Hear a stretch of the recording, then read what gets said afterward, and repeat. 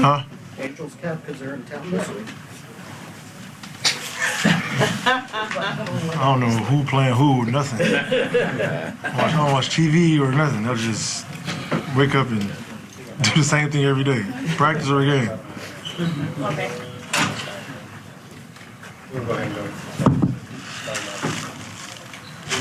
All right now, Donovan.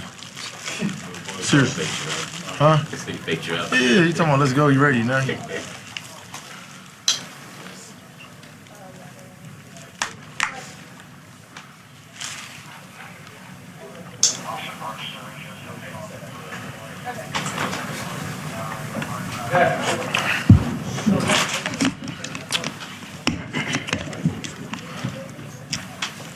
Content.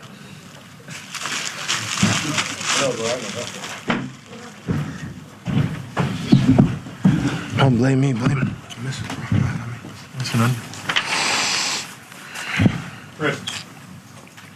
Hey, Donovan. Did you go back in the locker room and read Twitter or something like that about your first half? What got into you in the second half? Love it.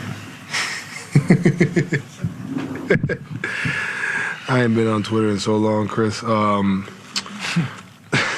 I just told the guys, like, hey, I wasn't getting downhill like I had in game 3. You know what I mean? And sure, yeah, I scored a lot of points, but just trying to find ways to get early offense. And shots started to fall, but just kind of maintaining my stuff. And the biggest thing was just trying to just create advantages wherever I saw them for the group and, not force things. James, what was your view of what Donovan did in the third quarter and in the second half? What was my view? I was on the court, so I had a really good view. But, that's why it's a team game. And, he's been doing a lot of really good things, especially offensively this entire postseason. And to where he isn't going to be perfect. You know what I mean? Quarters, halves, games. And that's why we have a team to pick him up. You know what I mean? So we're down 4. He hadn't played well offensively at all. I think he did some good things. And then second half, he became, more of the aggressor. And so, as players who score the basketball, it's quarters, it's halves. It's going to happen. But that's why you have a team to help him out. In the second half, he just did really good things on both ends of the basketball. Wow.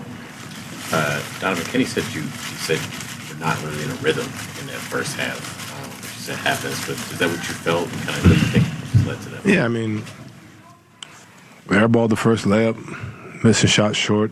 Sometimes it's natural, right? But to James's point, not really trying to force it. I didn't really, you got in the paint, tried to find guys, right? Like, wasn't really trying to get in there and force it. And then just doubling down on the defensive end, trying to, take whoever I'm guarding, take them out of the equation. I understand that I'm going to get looks and it's going to fall at some point, even if they didn't, right? Just being aggressive, more aggressive. But I'm not sure we were down 4 at half, like, you know what I mean? So understanding that, I always tell y'all it's not just about the scoring. It's about your overall impact on the game. And for me, it was just like, okay, now I have an opportunity to try to get downhill and then start going in. Yeah.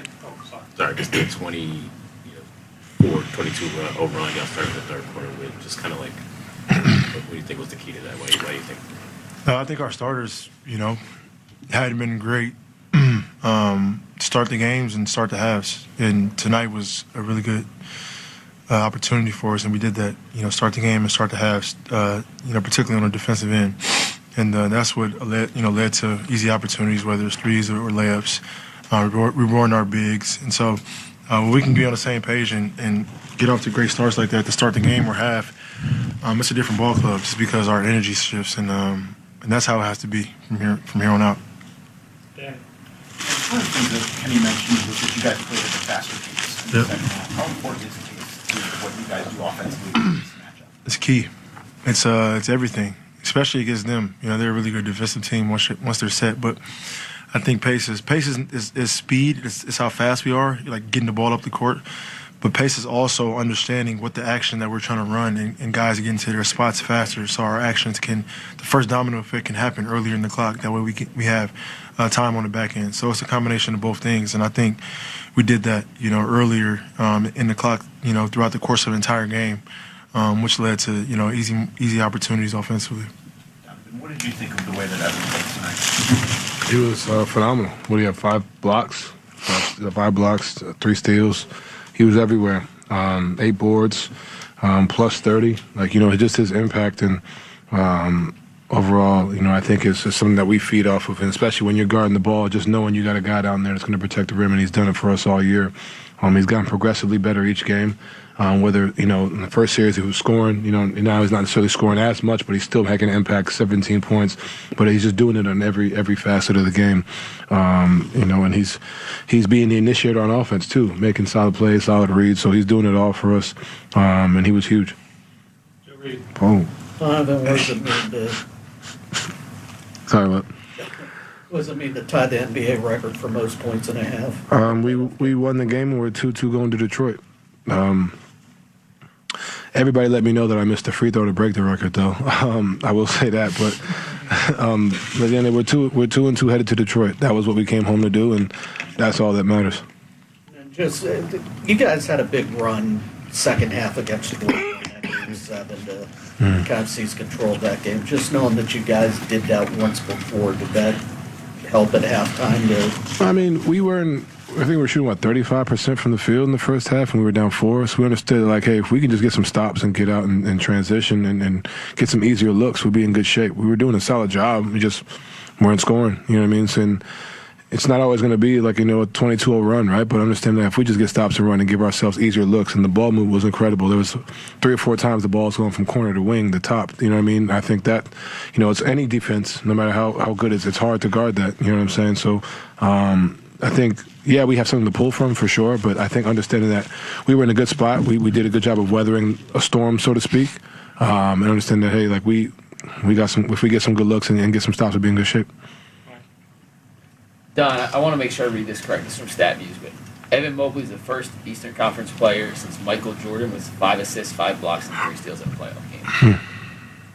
I know when you look at the box score, sometimes we focus on just points and rebounds, but is there a number you look at that quantifies what Evan Mobley actually does impact-wise for you guys? Yeah, I mean, yes and no, right? Like, this is not all box score numbers, right? Like, there's the game where he I think last game he had, I don't know how many rebounds he had, but I explained the reason why I had 10 was because he was doing his job on the boards, right? He's making it tough on their bigs, him and J.A. But then you look at tonight and what he did showed up on the stat sheet. So I don't just look at the box score and say, okay, this is what he does, right? He does so many different things, and he's capable of having the night he had tonight, right? But he does so much for us. His presence alone deters shots. You don't have a stat for that, you know what I mean? Like him, you know, like at Wemby, right? Like Rudy, like Gobert, like there's guys and that just them being there, you know, you force a floater or you force a step back, right? So there's things that him just being there don't really show up on the stat sheet. But nights like tonight, you see he's done in so many different ways for us, and you know, being a catalyst offensively and defensively, well, which is great. We had some good discussions earlier in this series about foul shots and contact and getting to the rim. I don't know if I've ever asked this before, but what's it like to be on the other side? I mean, you guys got to the line, like double what they did, or even more. What is that like on a night when you know you had a huge discrepancy and free throws in your favor? Every game is different. But the biggest thing you can do is control what you can control, and I can control getting downhill. Like I told y'all, I can't say something about not getting calls and then shoot jump shots, right? Like, you got to go down there and make a call, and sometimes you may not get it. Right? This is the playoffs, right? You understand that, and we may go into Game 5 and it may be flipped, but it's just how do you find a way to keep being aggressive and still win? So, yeah, like we had double or whatever tonight, and you know, every game is different. But like I said, it's just a matter of how aggressive you are trying to get downhill. And that was the separator for me, especially in the first and second half. Like, I wasn't, you know, pushing the pace like I did in Game 3, and just trying to continue to do that and just get downhill. If it's at the rim, it's at the rim. If it's passing, it's passing, whatever it is. But, you know, every game is different. Donovan, when we talked to Kenny, he highlighted, I believe he said, your mental fortitude. So when you go into the locker room at halftime, you only have 4 points. You come out in the second half, have a performance like you did. I'm curious, to not get too high or too low mentally when you're not playing the way you want to, is that a learned skill? Is that something that you've always kind of had by nature to be pretty even-keeled, or is that something you think you've had to work on over time to not get too into? I think that's something that you definitely work on over time. I can't say I came into the league right with that. I can't say playing this guy in the playoffs my first 2 years, I can't say I had that coming into the league, right? You develop that over time. You develop that over wins, losses, and you play so many games.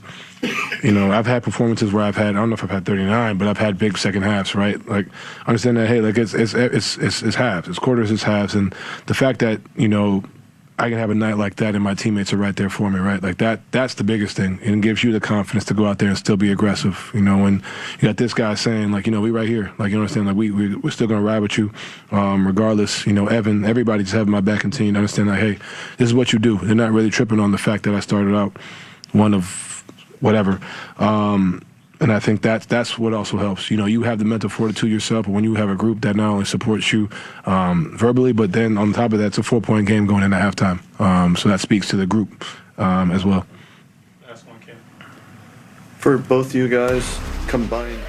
All right, just the way the Cavaliers imagined it, Donovan Mitchell and James Harden leading them to a victory in the playoffs. LeBron James and the Lakers hoping to avoid being swept by the Thunder.